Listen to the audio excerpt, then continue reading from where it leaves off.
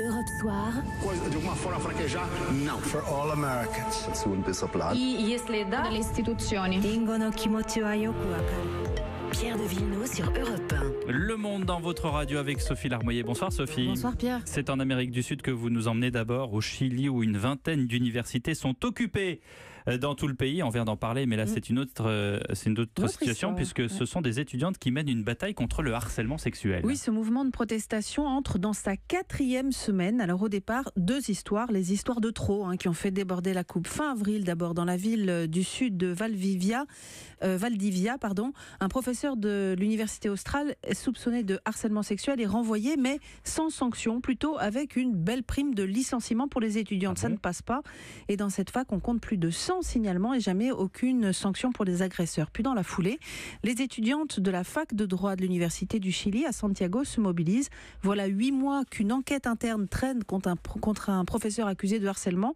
Plus de 20 plaintes sont déposées et le prof est sanctionné pour une simple faute administrative. Et le mouvement a pris de l'ampleur au point de devenir national. Que demandent les étudiantes ? La fin de l'impunité dans ce genre de cas. Ces jeunes femmes veulent qu'un protocole soit mis en place qui s'imposerait dans tous les établissements en cas de harcèlement sexuel. Un protocole qui prévoirait des sanctions contre les coupables. Elles demandent aussi que les dirigeants dans les facs ne soient pas que des hommes blancs de plus de 50 ans comme c'est majoritairement le cas aujourd'hui. Enfin, que les enseignements soient féminisés avec par exemple l'introduction de problématiques de genre dans différentes matières. Bref, que le problème du sexisme soit posé dans toutes ses dimensions. Et ce qu'elle souhaite en fait, c'est une large évolution des mentalités. Exactement. On a l'impression que ces histoires de harcèlement finalement ont servi de révélateurs, ont permis l'expression plus large d'un véritable ras-le-bol. Les slogans qui s'affichent sur les bâtiments sont très clairs. On est fatigué des violences contre les femmes ou encore État patriarcal, nous allons t'avorter. Les étudiantes dénoncent une société traditionnelle et machiste où les violences contre les femmes sont souvent banalisées.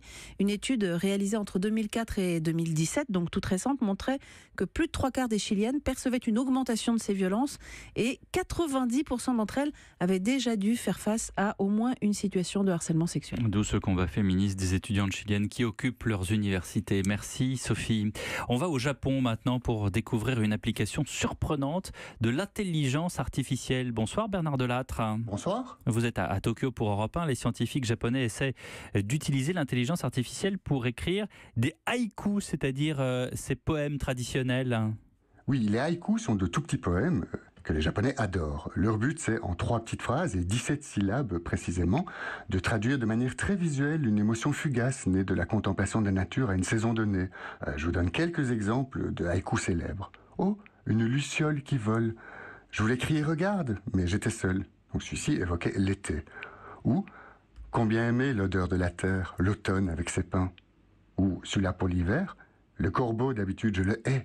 Mais tout de même, ce matin, sur la neige. » C'est si joli qu'on se demande un peu comme les ordinateurs peuvent faire aussi bien.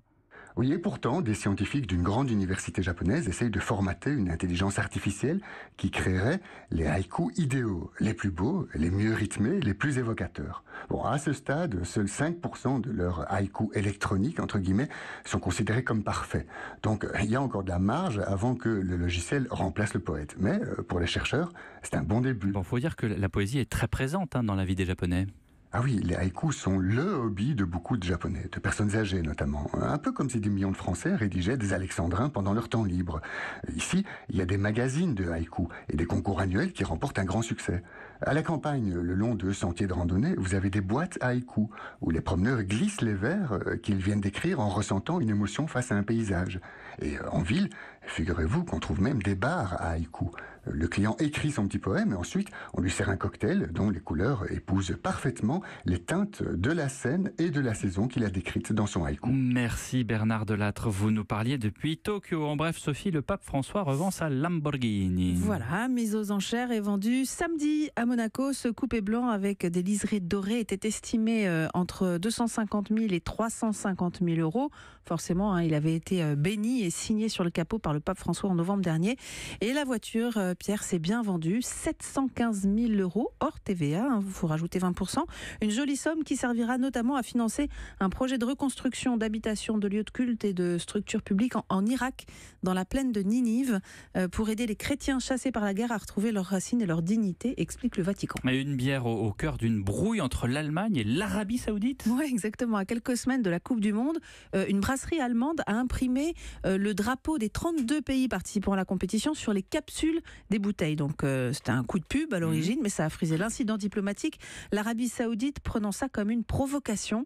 Sur les conseils de la police et des services du renseignement intérieur allemand, la brasserie a décidé de retirer les lots déjà livrés, même si le drapeau saoudien n'apparaissait que sur une bouteille sur 171. Merci Sophie Larmoyer. Quelle histoire, cette histoire de bière. On a voulu bien faire, j'imagine, côté allemand en plus.